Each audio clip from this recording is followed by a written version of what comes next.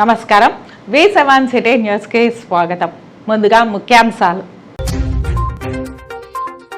శ్రీ పద్మావతి అమ్మవారి ఆలయంలో శాస్త్రోక్తంగా వరలక్ష్మి వ్రతం. వేకువజామున అమ్మవారికి ప్రత్యేక అభిషేకాలు నిర్వహించిన అర్చకులు. పదార్థాలకు వాడే కెమికల్స్ వల్ల ప్రజలకు క్యాన్సర్ వచ్చే ప్రమాదం ఉంది. రేణిగుంట పట్టణంలో హోటళ్లు, బేకరీలలో తనిఖీలు నిర్వహించిన ఫుడ్ సేఫ్టీ అధికారులు.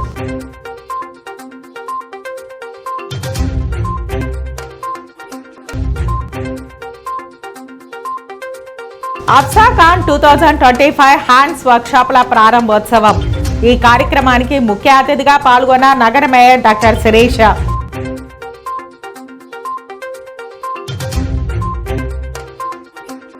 ఇక వార్తల్లోని వివరాలు.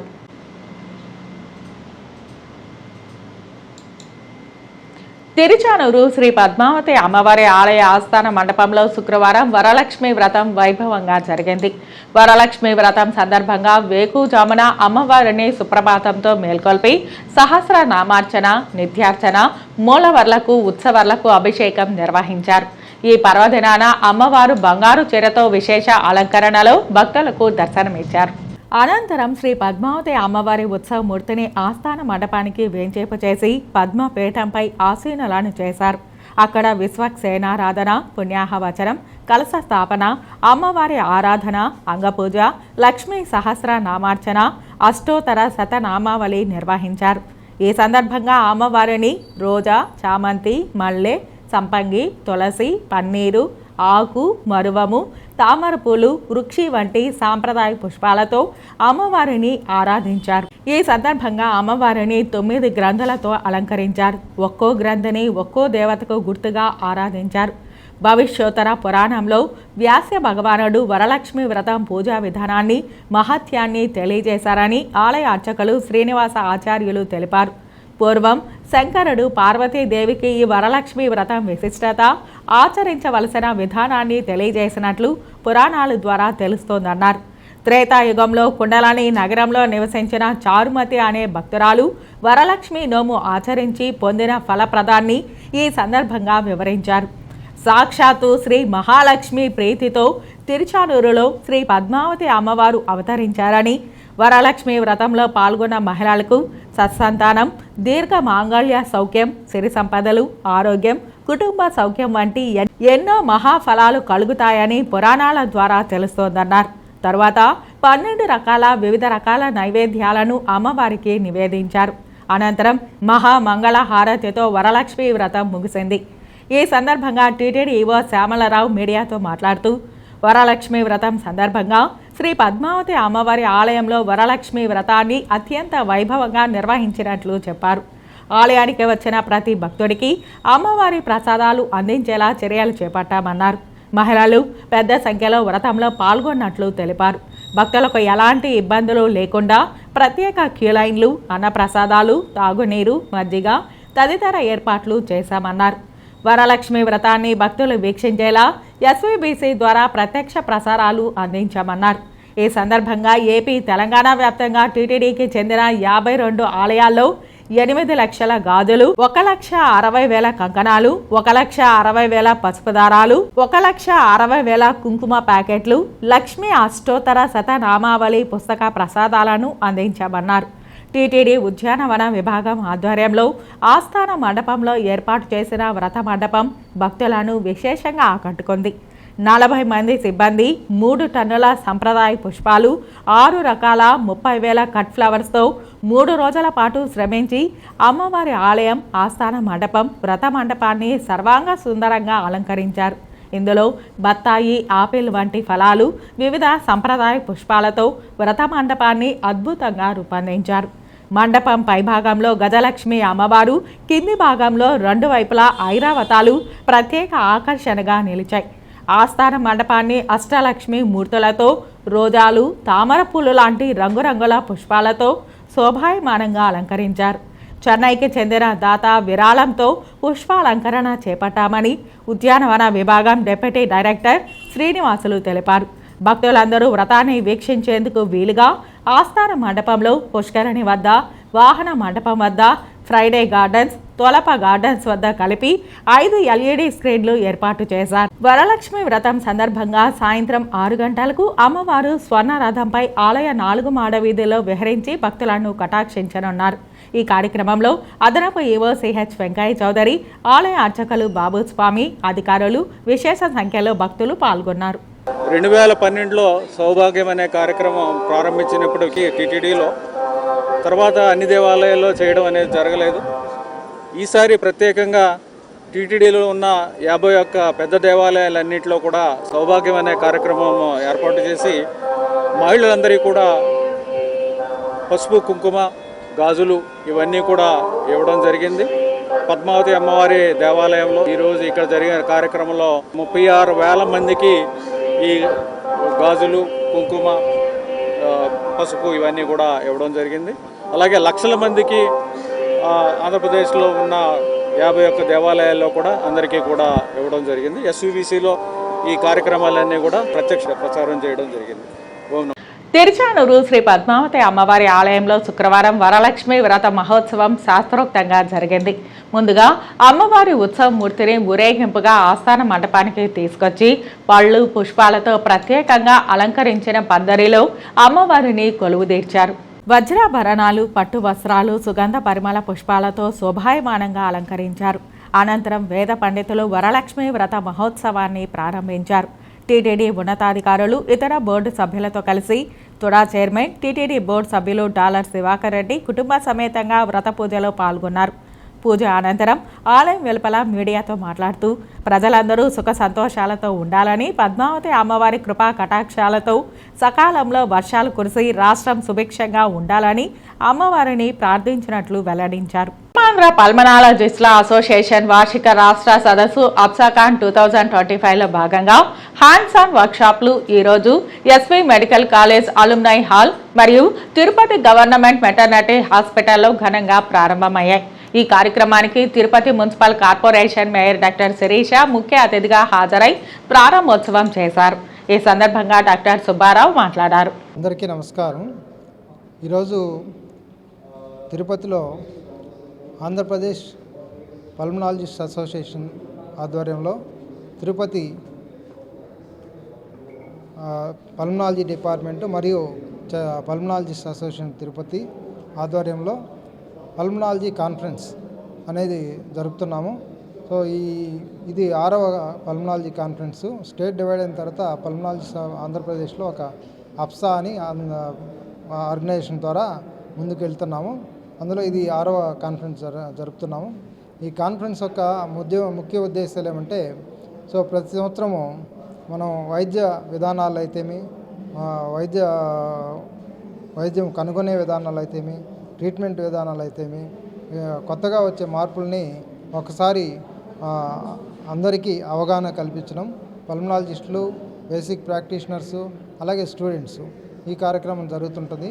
సో దీంట్లో మనకు నిష్ణాతులైన లెక్చరర్స్, సీనియర్ ప్రొఫెసర్స్ అండ్ ఆ ఫీల్డ్ చాలా స్పెషాలిటీస్ ఉంటాయి. పల్మనాలజీ అంటే ఒకటే కాదు, ఇంటర్వెన్షనల్ పల్మనాలజీ, బ్రాంకోస్కోపీ అని, దాంట్లో శ్వాసనాళాల్లో ఏం ప్రాబ్లమ్స్ ఉన్నప్పుడు, క్యాన్సర్ కానీ, ఫారిన్ బాడీస్ కానీ ఇంకేమైనా ఉన్నప్పుడు వాటిని తీయడం కానీ, క్యాన్సర్ లాంటివి, టీబీ లాంటివి కనుక్కోలేనప్పుడు బ్రాంకోస్కోపీ ద్వారా కనుక్కోవడము.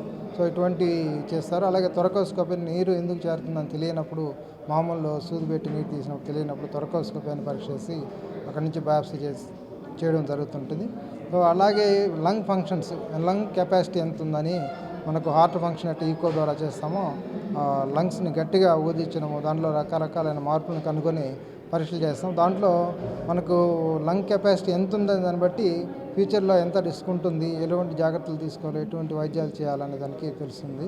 సో అటువంటి దాని మీదను అలాగే ఇప్పుడు స్లీప్ మెడిసిన్ అనేది, గురక అనేది ఇంతకుముందు సాధారణమైన వ్యాధి అనుకోండి, ఇప్పుడు దానివల్ల చాలా అనర్థాలు, బీపీ లాంటివి, హార్ట్ అటాక్స్ లాంటివి, బ్రెయిన్ అటాక్స్ లాంటివి కూడా వచ్చేదానికి అవకాశం, అన్కంట్రోల్ టీబీ, అన్కంట్రోల్ బీపీ ఉండే అవకాశం ఉంది. కాబట్టి అటువంటి దాని మీద ఒక వర్క్షాప్ చేస్తున్నాం. ఇలా అన్ని బ్రాంచెస్ ఆఫ్ ది పల్మనాలజీలో ఈ కొత్త వరవడులు ఏమున్నాయి, ముందు ఉన్న వాటికి ప్లేస్లో ఏమైనా వస్తున్నాయా, ముందు ఉన్న వాటిని రిఫైన్ చేస్తున్నాం అనేది కనుక్కునే దానికి ఈ కాన్ఫరెన్స్లు అనేవి జరుగుతున్నాయి.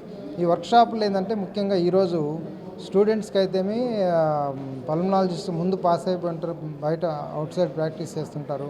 సో టీచింగ్లో రీసెంట్ అడ్వాన్సెస్ తెలుసుకునే దానికోసం ఈ కాన్ఫరెన్స్లో అటెండ్ అవుతుంటారు. ఈ వర్క్షాపులు ఏంటంటే ఇటువంటివన్నిటిని కూడా లైవ్గా చూపించి ఇప్పుడు ఏం జరుగుతుంది అడ్వాన్స్ టెక్నాలజీ అనేది లైవ్గా చూపించడం, వాటి మీద వాళ్ళకి అవగాహన కలిగించేటట్టు లెక్చర్స్ ఇవ్వడం, లెక్చర్స్ తర్వాత లైవ్గా చూపించడం, తర్వాత వాళ్ళ చేత దాన్ని ప్రాక్టీస్ చేయించడం అనేది జరుగుతుంది. హ్యాండ్స్ ఆన్ వర్క్షాప్ అంటాం. అంటే వాళ్ళే ఒక మన మోడల్స్ ఉంటాయి. సో ఆ మోడల్స్లో వాళ్ళు ట్రైన్ చేస్తారనమాట. సో మనం లైవ్గా ఎటు చేస్తామని చూపిస్తాము, దాన్ని వాళ్ళు మోడల్స్లో ఇలా చేస్తామని ట్రైనింగ్ అవుతారు. సో సిమ్యులేషన్ అంటాం, సిమ్యులేషన్ లాగా చేస్తారు. సో ఆ విధంగా చేయడం వల్ల వాళ్ళలో కాన్ఫిడెన్స్ పెరిగి వాళ్ళు కూడా ఇటువంటి టెస్టులు చేసి ఊపిరితిత్తుల జబ్బుల్ని త్వరగా కనుక్కొని ప్రజలకి మెరుగైన ఆరోగ్యాన్ని, మెరుగైన వైద్యాన్ని అందిస్తారనే ఉద్దేశంతో ఈ కాన్ఫరెన్స్లు కానీ ఈ వర్క్షాపులు కానీ జరుగుతుంటాయి. సో ఈరోజు వర్క్షాపులకి మనకు ఆంధ్రప్రదేశ్ స్టేట్ నుంచే కాకుండా PG students, post graduate students Andhra, Tamil Nadu, Telangana, Karnataka, Pondicherry 4-5 రాష్ట్రాల నుంచి కూడా కొంతమంది పీజీలు ఇంట్రెస్ట్తో రావడం జరిగింది. అలాగే లెక్చర్స్ కూడా చాలా నిష్ఠాతులైన లెక్చర్స్ వాళ్ళు కూడా వచ్చారు అదర్ స్టేట్స్ నుంచి కూడా. సో వీళ్ళందరి సహకారంతో ఈరోజు వర్క్షాప్స్ని మేము సక్సెస్ఫుల్గా నిర్వహిస్తున్నాము. సో వీటి వల్ల ఏంటంటే వైద్యం మీద అవగాహన పెరిగి డాక్టర్లకి, వైద్యులకి మెరుగైన వైద్యాన్ని ప్రజలకి, సమాజానికి అందించారు. చంద్రగిరి నియోజకవర్గంలో పలువురికి సీఎంఆర్ఎఫ్ చెక్కులు ఎమ్మెల్యే పులివర్తి నాని పంపిణీ చేశారు. తిరుపతి రూరల్ మండలం పరిధిలోని తన్నపల్లి రఘునాథ్ రిసార్ట్స్లోని తెలుగుదేశం పార్టీ కార్యాలయంలో తిరుపతి, పాకాల, చంద్రగిరి, రామచంద్రాపురం, చిన్నగొట్టిగల్లు, ఎర్రవారిపాలెం మండలాలకు సంబంధించిన పలువురికి సీఎంఆర్ఎఫ్ సహాయ నిధి ద్వారా సుమారు 23,17,298 రూపాయల చెక్కులను రాష్ట్ర ప్రభుత్వం మంజూరు చేసింది. అనారోగ్య, ఇతర సమస్యలతో బాధపడుతున్న విషయం స్థానిక ఎమ్మెల్యే పులివర్తి నాని రాష్ట్ర ముఖ్యమంత్రి నారా చంద్రబాబు నాయుడు దృష్టికి తీసుకెళ్లిన వెంటనే స్పందించిన రాష్ట్ర ముఖ్యమంత్రి అనారోగ్య, ఇతర సమస్యలతో బాధపడుతున్న వారికి సీఎంఆర్ఎఫ్ చెక్కులను మంజూరు చేయాలని ఉన్నతాధికారులకు ఆదేశాలు జారీ చేశారు. సీఎంఆర్ఎఫ్ చెక్కులను బాధిత కుటుంబ సభ్యులకు ఎమ్మెల్యే నాని పంపిణీ చేశారు. కష్టకాలంలో తమ కుటుంబాన్ని ఆదుకున్న రాష్ట్ర ముఖ్యమంత్రి నారా చంద్రబాబు నాయుడుకి, డిప్యూటీ సీఎం పవన్ కళ్యాణ్కి, ఐటీ శాఖ మంత్రి నారా లోకేష్కి, ఎమ్మెల్యే పులివర్తి నానికి ప్రత్యేక బాధిత కుటుంబ సభ్యులు ధన్యవాదాలు తెలిపారు.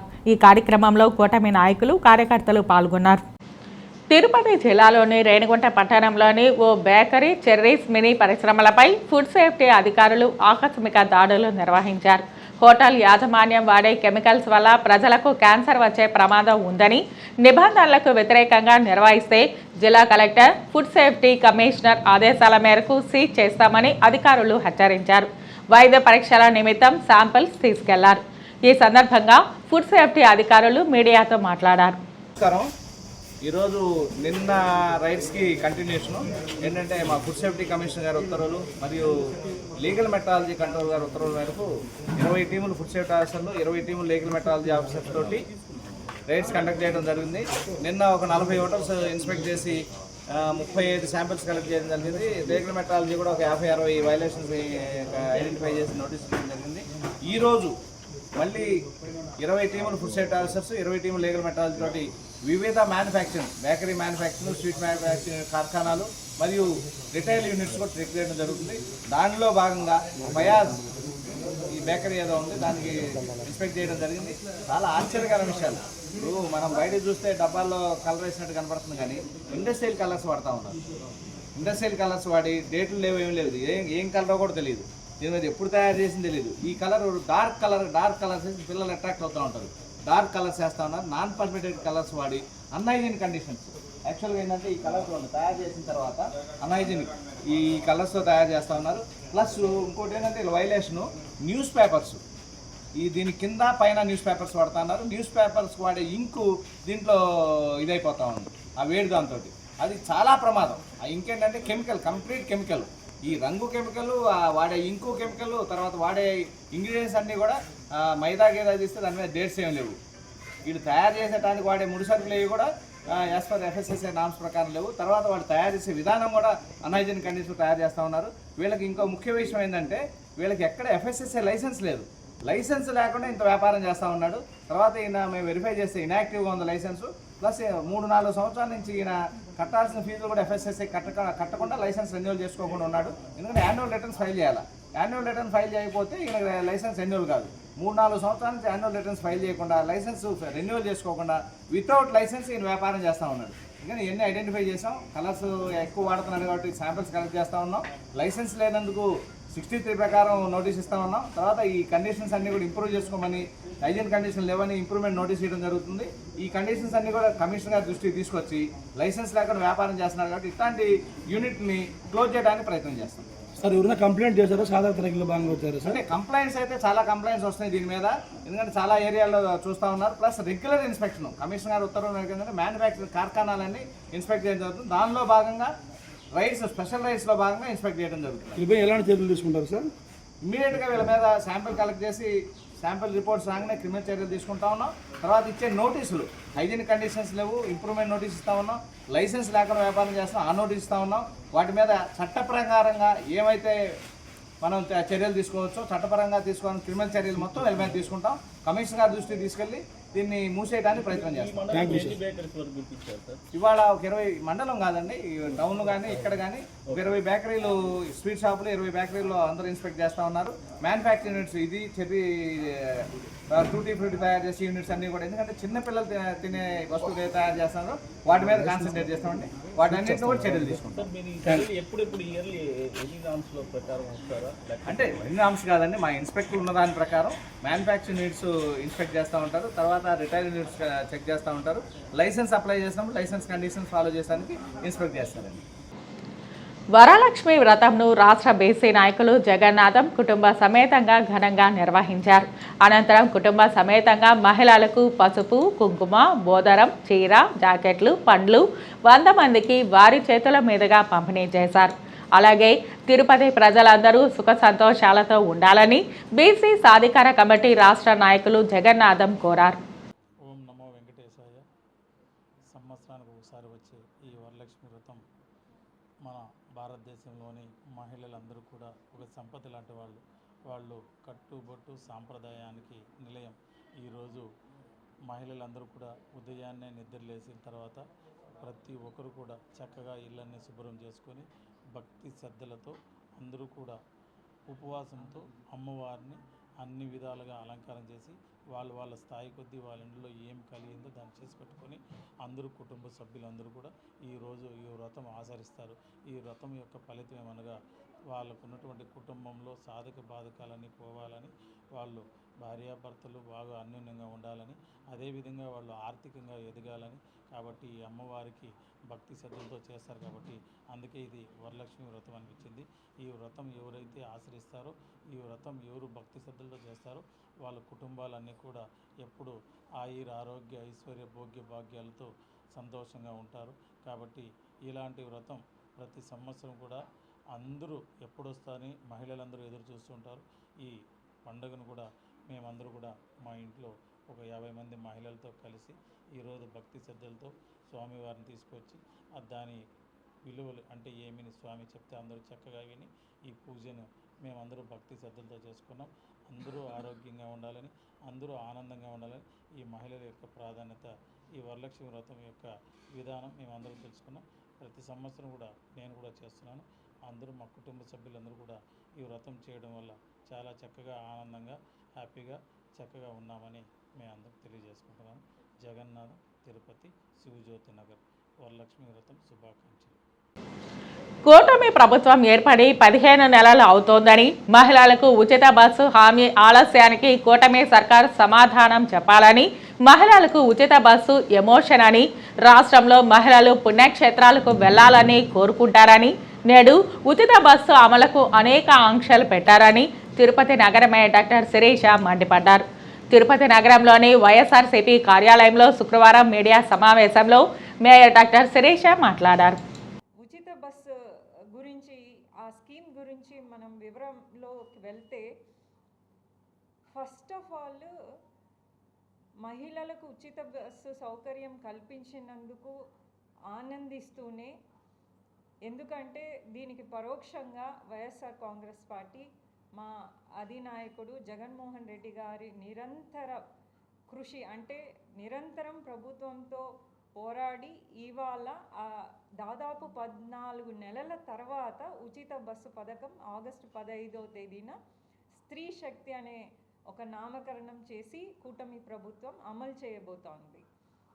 కానీ ఈ పాలసీని అమలు చేయడానికి ఇంత సమయం ఎందుకు పట్టిందనేది మనమందరం కూడా గమనించాలి. ఎందుకంటే ఈ పాలసీకి పెద్దగా ప్రభుత్వం మీద భారం పడే అవకాశము లేదు. ఎందుకంటే బస్సులన్నీ రాష్ట్ర ప్రభుత్వం హ్యాండ్ ఓవర్లోనే ఉంటుంది. కాబట్టి దీనికి ఏం పెద్ద స్టడీ చేసి దీన్ని ఇంప్లిమెంట్ చేయాల్సిన అవసరం కూడా లేదు.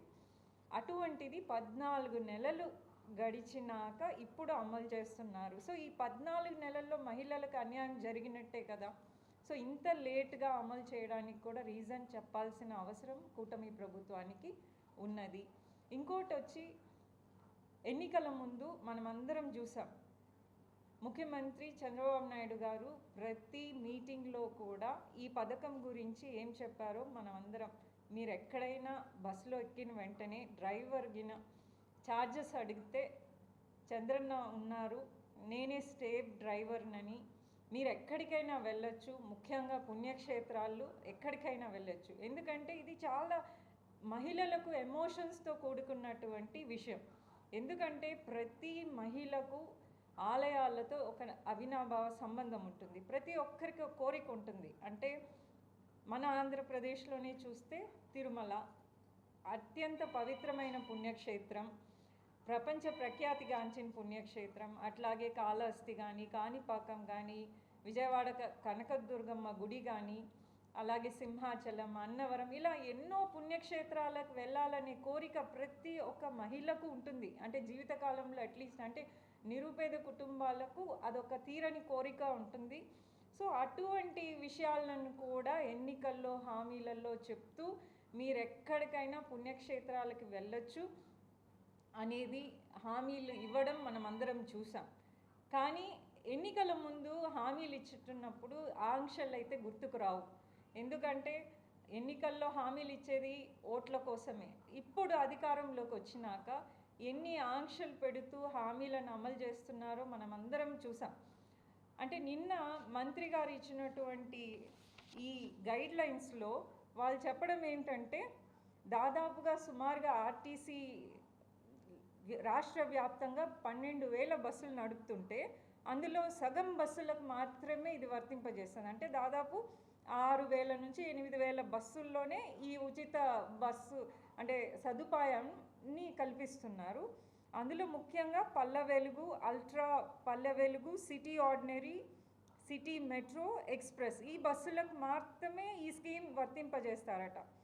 మీరు గమనించాల్సింది ఏంటంటే, ఈ బస్సులు దాదాపుగా వాళ్ళ రూట్ మ్యాప్లో కనీసం అంటే 40 to 50 కిలోమీటర్స్ ఈ బస్సులు దాటవు. అంటే మ్యాక్సిమం ఇంకా ఎక్స్ప్రెస్ సర్వీసులు కూడా 150 కిలోమీటర్స్ మించి వెళ్ళవు. దీన్ని బట్టి ఏంటంటే ఈ బస్సులు జిల్లాను కూడా దాటవు. సో ఇప్పుడు ఒక మహిళ పుణ్యక్షేత్రం వెళ్ళాలంటే కనీసం ఒక జిల్లా దాటని బస్సులో కూర్చొని ఆవిడ ఎంత దూరం ప్రయాణం చేయగలుగుతుంది? ఇది మహిళలందరికీ ఉన్నటువంటి ఒక ప్రశ్న. ఇంకా దాదాపుగా మన పుణ్యక్షేత్రాలకి వెళ్ళాలంటే బస్సులలో ఇట్లాంటి బస్సులు ఏవైతే డీలక్స్ బస్సు, అల్ట్రా డీలక్స్, వెన్నెల, అమరావతి, ఇంద్ర, గరుడ ఇట్లా అన్ని బస్సులు ఉన్నాయి. కానీ వీటిలో ఎక్కనిస్తారా? మహిళలకు ఉండే ప్రధానమైనటువంటి డౌట్ అనొచ్చు. లేకపోతే ఖచ్చితంగా వీటిని అయితే దీంట్లో ఇంక్లూడ్ చేయలేదు. దాంట్లో ఎక్కినా కూడా వాళ్ళు ఛార్జెస్ ఖచ్చితంగా పే చేయాల్సి వస్తుంది. సో ఇటువంటి ఆంక్షలు అంటే అరాకొరగా హామీలను అమలు చేయడము, తర్వాత మహిళల్ని మోసం చేయడం. ఈ ఉచిత బస్సే కాదు, ఇంకా అనేక హామీలు. వార్తలు ముగించే ముందు ముఖ్యాంశాలు మరోసారి. శ్రీ పద్మావతి అమ్మవారి ఆలయంలో శాస్త్రోక్తంగా వరలక్ష్మి వ్రతం. వేకువజామున అమ్మవారికి ప్రత్యేక అభిషేకాలు నిర్వహించిన అర్చకులు. పదార్థాలకు వాడే కెమికల్స్ వల్ల ప్రజలకు క్యాన్సర్ వచ్చే ప్రమాదం ఉంది. రేణిగుంట పట్టణంలో హోటళ్లు, బేకరీలలో తనిఖీలు నిర్వహించిన ఫుడ్ సేఫ్టీ అధికారులు.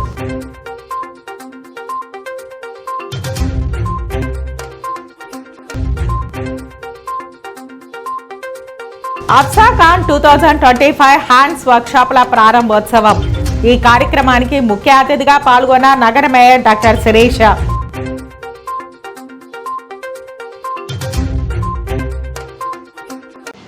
ఈ వార్తలు ఇంతటితో సమాప్తం. నమస్కారం.